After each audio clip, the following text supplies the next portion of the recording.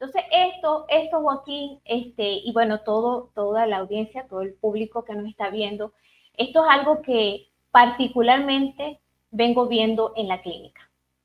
Nosotros hacemos los estudios pertinentes y esto es lo que observamos. O sea, el niño presenta una alteración en todo el tubo digestivo, desde el esófago hasta el colon e ilion terminal, está inflamado. Y si el tubo digestivo está inflamado, el cerebro está inflamado. Hay una conexión directa Total. intestino-cerebro. ¿Ok? Estos niños tienen disbiosis intestinal, hay un sobrecrecimiento no solamente de parásitos, sino también de hongos, levaduras y bacterias. Claro. Hay un intestino permeable. Entonces, nada más con hacer una prueba de la sonulina, ahí puede ver lo alta que está la sonulina y eso es un indicador de permeabilidad intestinal. De las ¿Y qué cosas.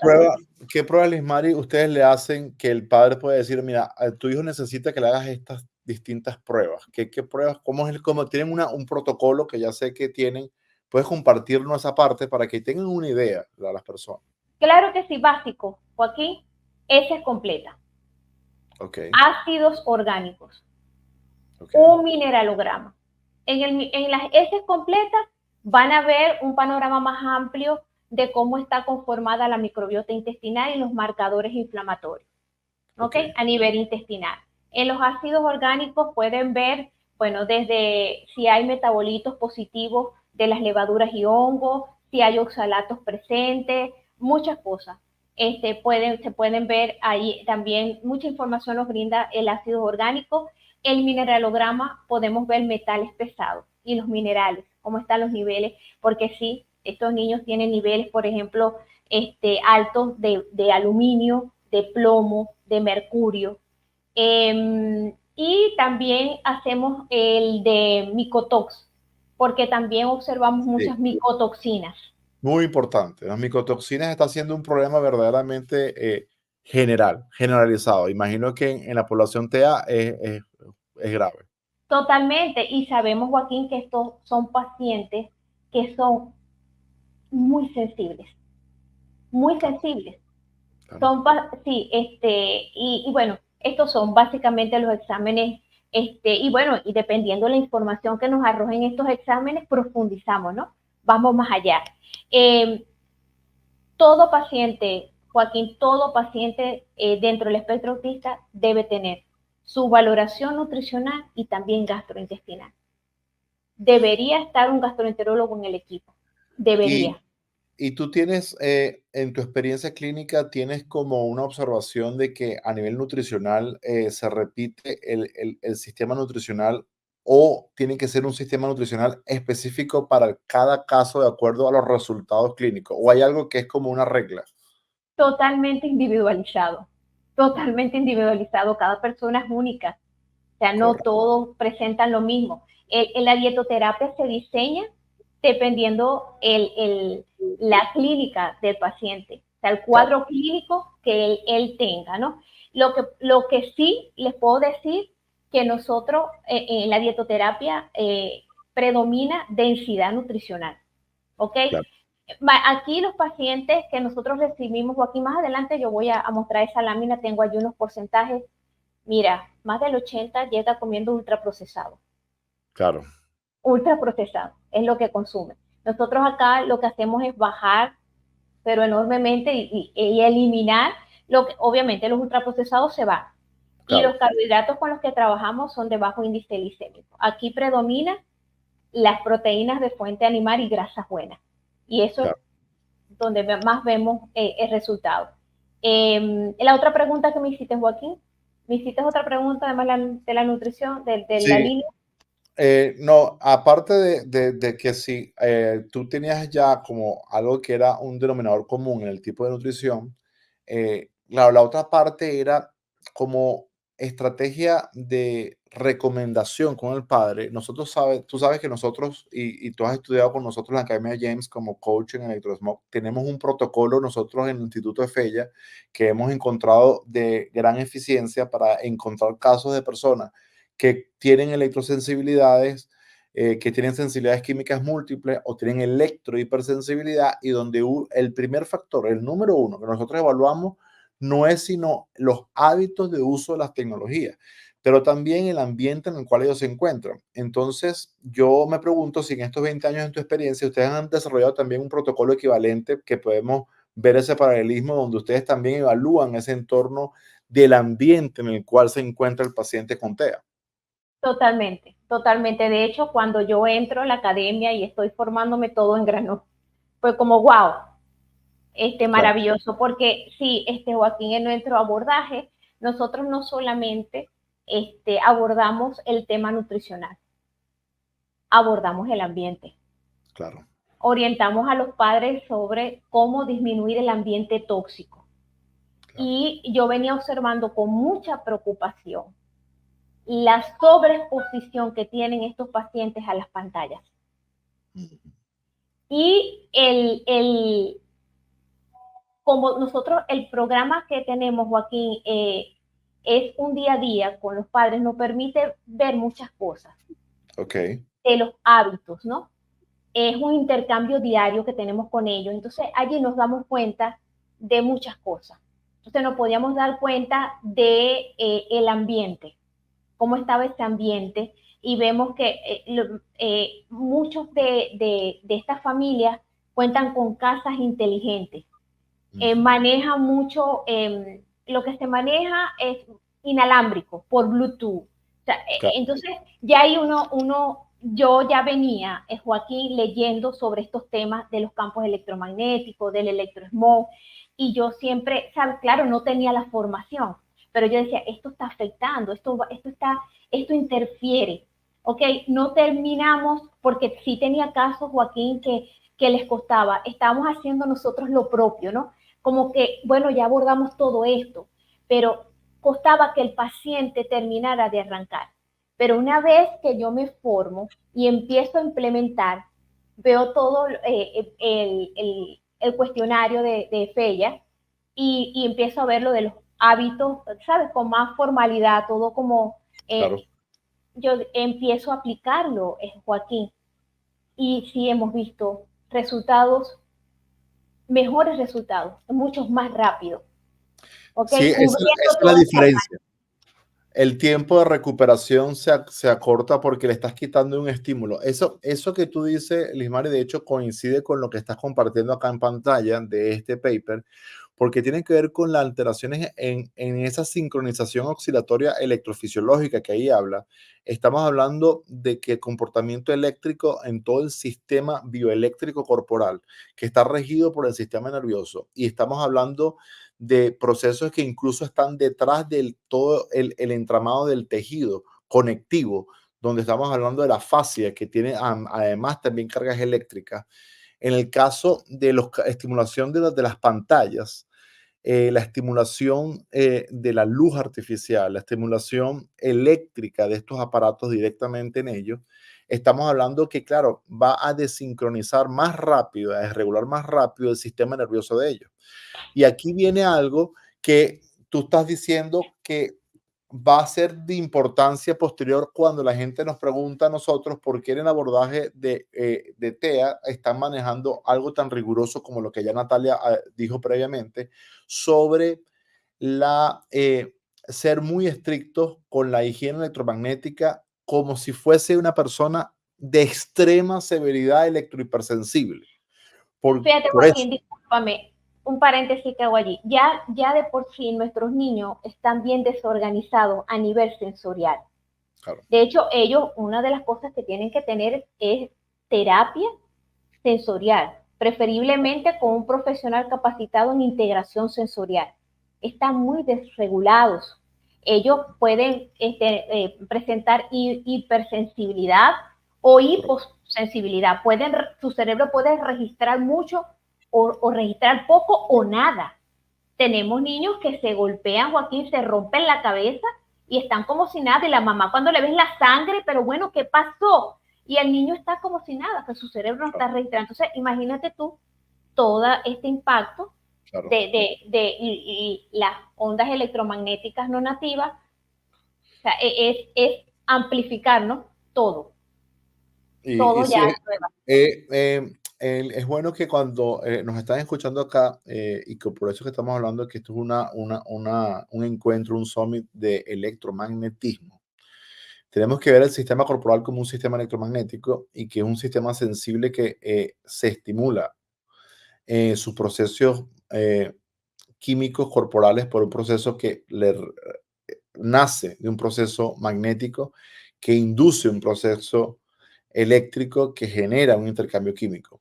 Pero en TEA pasa como un paralelismo con la electrohipersensibilidad, que es la rápida desregulación y sobreestimulación del sistema con una exposición mínima electromagnética, sobre todo una exposición mínima de corriente alternante, una exposición mínima directa de corriente que provenga de un aparato que tiene en la mano. Ya hay una desregulación mucho más rápida y eso lo que hace esa desregulación es que puede llevar a dos extremos.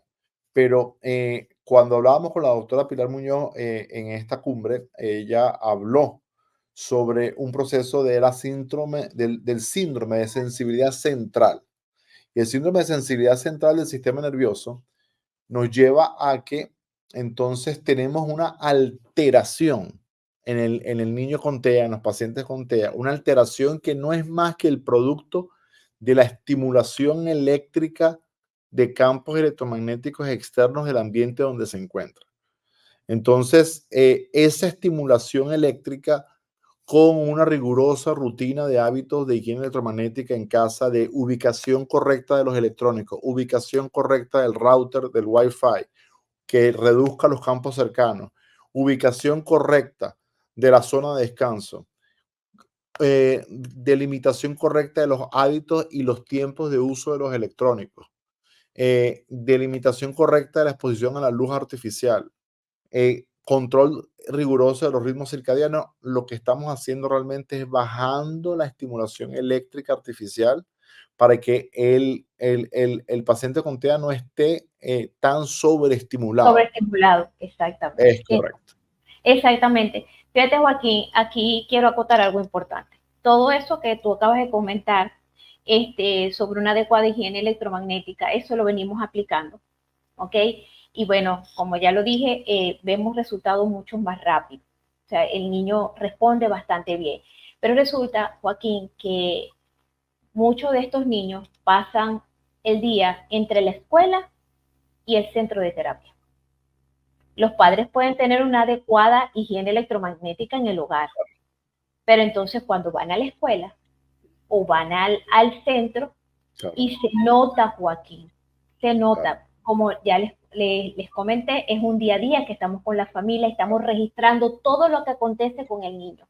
Entonces, mira, aquí no solamente con nuestros pacientes es aplicar una adecuada higiene electromagnética, es que estos niños ya tienen que tener un sistema de protección infiltrado. O sea, ya Claro. ellos tienen que andar casi que con el disco, un disco ultra casi que abrazado para todas partes. Porque ellos están dentro de la población más vulnerable y ya se abordan como pacientes electrohipersensibles. Entonces, Sí. se tiene que abordar así, tiene que protegerse ya como lo hace una persona pues Y electrohipersensible. Mari, eso que dice trae como acotación de mi parte, que cuando una persona se encuentra deambulando por la calle, va a estar en momentos expuesto a niveles de alta severidad. Invariablemente sucede. Pasa cerca de un aeropuerto, cerca de una zona industrial, cerca de una central de policía, cerca de una estación de bomberos, cerca de una subestación eléctrica, que la hay en todas las ciudades. Hay varias subestaciones eléctricas. Cerca de una línea de alta tensión que pasa por tu ciudad.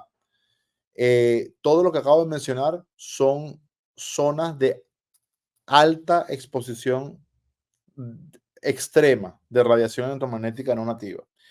Entonces, cuando una persona pasa por allí, hay una secuela de efectos fisiológicos que pudiéramos trazar y que se pueden ver en saliva, con pruebas que se hacen en saliva, de estrés fisiológico que se dispara como una ruta de respuesta de defensa del cuerpo ante esa exposición. Cuando las personas tienen un sistema de filtrado y protección electromagnética, evitan ese proceso. Pero cuando tienen, y ahí es donde venimos al Espiro Ultra. De hecho, vamos a hablar de eso en la tercera parte, cuando yo profundice en esa parte, y por eso es que nosotros hablamos de eso con las personas electrohipersensibles. ¿Qué sucede? Que nosotros tenemos, por ejemplo, el Square X, y tú puedes tener el Square X contigo, y cuando tú pases por una zona de estas, el Square X puede estar al límite de la capacidad de filtrado, pero en algunos momentos pudiera no llegar a ser suficiente y pasar la exposición y el Square X se queda corto y lo que hace es atenuar la exposición, pero el filtro no es suficiente para el nivel de exposición que estás pasando en esa parte. Ahora, si yo no soy una persona electrohipersensible, esa exposición temporal está incidiendo en mi cuerpo, pero de una manera muy corta. Y luego que yo salgo de esa exposición, que al cabo de unos minutos, mi misma Square X me está ayudando a recuperar nuevamente el balance bioeléctrico corporal y yo puedo coexistir con esos momentos temporales de exposición. Ahora, una persona electrohipersensible pasando y deambulando por ese mismo lugar va a tener una desregulación que le va a durar horas en su cuerpo, no importa que cuando sale de la exposición tiene su Square X, sino que le dura horas. Y una persona, en comparación con una persona hipersensible, puede ser 10 a 1. Y estamos hablando de que las sensibilidades varían, pero una persona pudiera tener una sensibilidad que puede pasar de que una persona en común pueda estar desregulado 20 minutos y el otro pueda estar desregulado 10 horas.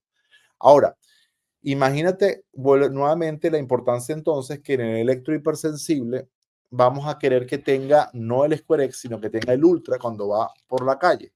¿Para qué? Para que cuando llegue ese momento donde existe una exposición que es un pico muy alto, el ultra está todavía por encima de esa. Esta llega aquí alto y no le alcanza al ultra.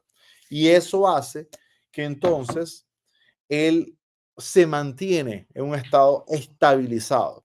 La diferencia es tremenda porque la diferencia va a estar en que tú no sabes por dónde deambulaste o dónde tu hijo deambuló con TEA y cuando regresa a casa, producto del comportamiento que tú estás viendo ahorita que está teniendo, resulta que viene de una estimulación y una desregulación que trae. Y, y obviamente tú no lo sabes porque no estás allí en ese momento, porque quizás por tu trabajo tienes un familiar que te ayuda, que lo lleva o alguien, algo, tú no sabes por dónde pasó.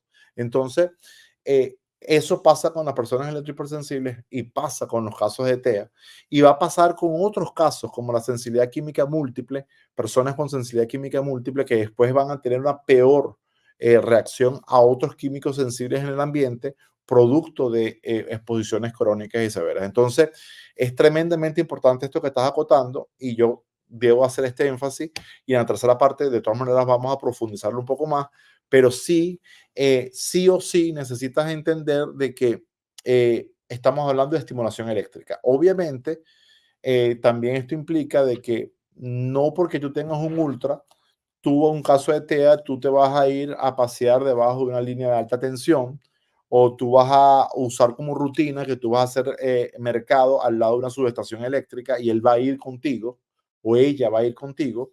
¿Por qué? Porque el ultra te va a estar protegiendo del ruido electromagnético, del electrosmog, pero no de la estimulación eléctrica que llega al sistema nervioso. Y eso, de eso tú tienes que cuidar ese espacio. Entonces, aquí viene la otra parte, que es la parte de la rutina de nutrición electromagnética desde el punto de vista de los hábitos, por ejemplo, del grounding y la toma de sol. Cosa que sé además que por la cuestión de la sensibilidad sensorial, a casos de TEA les cuesta la interacción, por ejemplo, con la tierra, con la grama. Y con la luz, Joaquín, y con Sensibilidad a la la luz. luz. Sí, pero mira que nosotros vamos trabajando con el terapeuta ocupacional y vamos de manera progresiva. Lo vamos trabajando, Joaquín, en el poquito a poco. Vamos sacándolo, vamos a una superficie como más firme, que no sea arenita bien suelta, o si le molesta mucho la gramita, no en la gramita, ¿saben? Y así lo vamos llevando. Igual con la luz, de manera progresiva, poquito a poco, pero que sí, que lo vayan, tiene que haber una nutrición electromagnética ahí, porque por lo que tú estás comentando. Ellos claro, están, es mucha la sensibilidad y hay que protegerlo. Ese biocampo hay que fortalecerlo, ¿no? Entonces, bueno, trabajamos también en eso, Joaquín. Vamos poquito a poco con ello. Ujú. perfecto. Bueno, adelante que esto era una acotación muy importante, pero podemos continuar.